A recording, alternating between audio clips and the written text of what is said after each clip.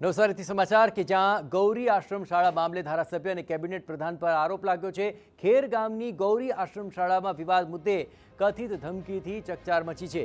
Cabinet પ્રધાન નરેશ પટેલે આશ્રમ શાળા બંધ કરવાની ધમકી આપ્યાનો આરોપ છે। ગૌરી આશ્રમ શાળાના પૂર્વ અધિકારી ઉર્મિલા ગરાસિયાનો એક વિડીયો વાયરલ થયો।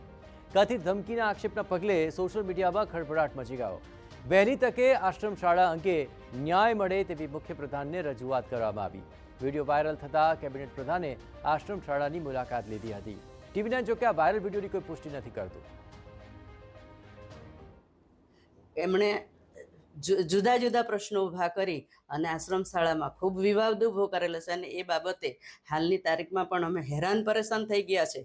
तो आ बाबते आज मुख्यमंत्री अमारा विस्तारना छे અને આદિજાતિ મંત્રી છે અને એ આદિજાતિ મંત્રી જ્યારે બાળકોના પ્રશ્નો શું છે એ સમજ્યા વગર અને મદદ કર્યા વગર અમને જ્યારે આશ્રમશાળા બંધ કરવાની ધમકી આપે છે તો એ બાબતે યોગ્ય પગલાં લઈ ઘટતી કાર્યવાહી કરવા આપ સાહેબને અમારી નમ્ર વિનંતી છે।